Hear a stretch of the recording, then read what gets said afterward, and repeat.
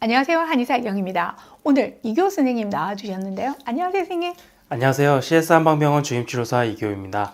자, 우리 CS의 유튜브 내용은 다른 전문가들의 레퍼런스가 될 만큼 훌륭하죠. 그런데 특히 우리 이교 선생님의 영상 주제는 제 표현으로는 신박하다고 해야 할까? 저는 특히 재미있는 주제가 많았던 것 같아요. 그래서 오늘도 기대가 됩니다. 나름 열심히 준비해봤는데 만족하실지 모르겠습니다. 주변에 보면 도수치료를 권유받고도 아플까봐 두려워서 주저하시는 분들 종종 계신데요. 네. 그런 이면에는 강하고 세게 받는 도수치료가 효과적이라는 선입견 때문인지 그 통증을 견뎌야 하는 과정이 부담된다고 생각하시는 것 같아요. 네. 실제로 압이 강한 도수치료는 신체에 필요 이상의 자극을 줄 수 있고 부작용을 유발할 가능성도 있습니다. 역시나 신박한, 아니 좋은 주제를 준비해 주셨는데요. 저 역시 도수치료를 다녀온 분들에게서 저번 선생님은 강하게 해주셨는데 이번 선생님은 약하다, 뭐 이런 피드백을 받게 됩니다. 도수치료의 강도 어때야 할까? 오늘 여기에 대한 명쾌한 답을 기대해 보겠습니다.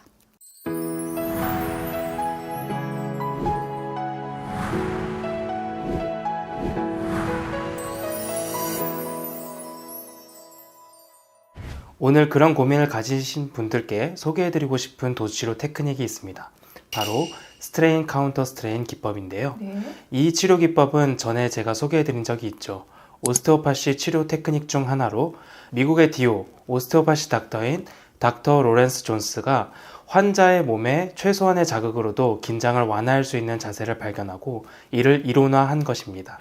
우리 뇌는 기본적으로 근육이나 인대 등의 조직이 늘어날 것에 매우 예민하게 반응하죠. 왜냐하면 조직이 찢어질 것을 대비하기 때문인데요.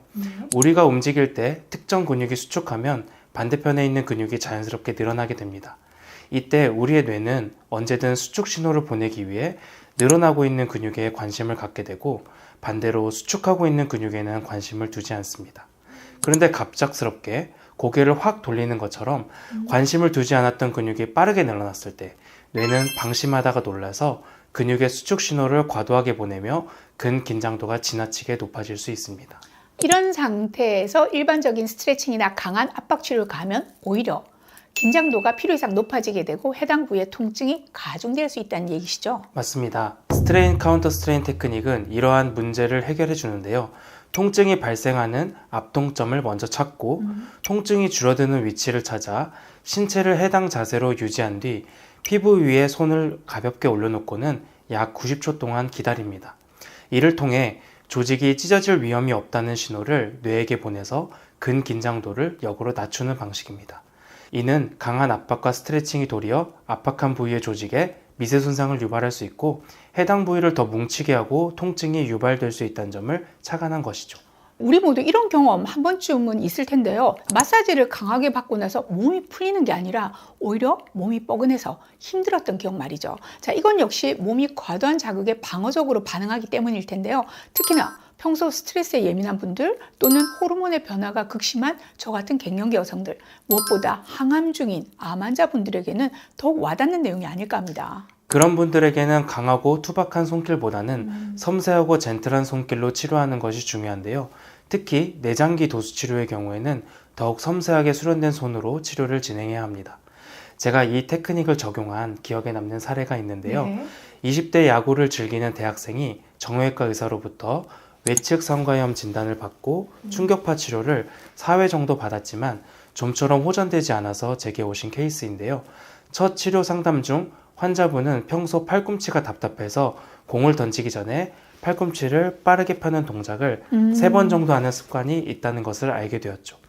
해당 동작을 관찰한 결과 이두근이 빠르게 늘어나는 근육임을 캐치하여 이두근의 압통점을 살펴보고 스트레인 카운터 스트레인 기법을 적용했습니다. 그 결과 치료 1회 만에 통증이 약 80% 정도 호전되었고 이후 치료 과정에서 가벼운 스트레칭과 근력 운동만으로도 치료를 종결할 수 있었습니다. 네, 드라마틱한 사례인데요. 그러니까 환자가 어떤 습관이 있는지를 잘 관찰해서 인위적인 자극만이 아니라 신체의 자연스러운 회복 능력을 끌어내서 빠르고 완전한 결과를 만들어낸 훌륭한 케이스라고 생각됩니다. 그럼 실제로 어떻게 적용하는지에 대해서도 알려주실 거죠? 오늘은 스트레인 카운터 스트레인 테크닉을 활용한 간단한 셀프 적용 방법을 소개해 드릴 거고요.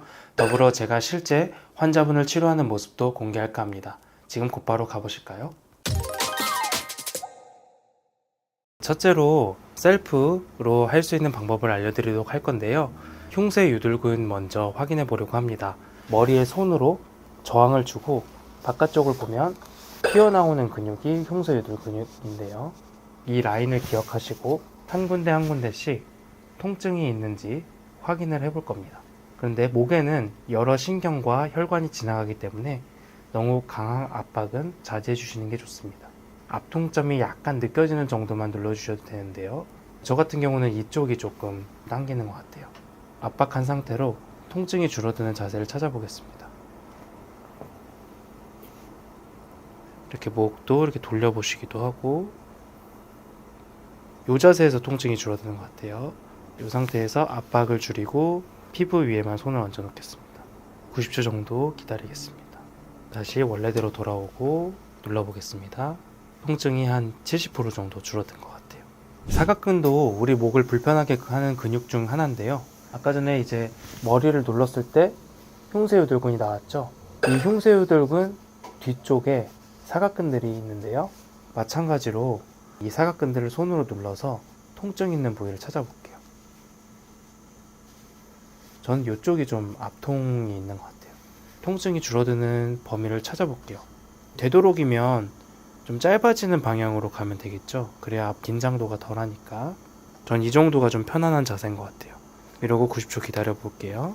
압박 풀고 피부 위에만 딱 손을 얹어 놓고 제가 다시 돌아와 보겠습니다.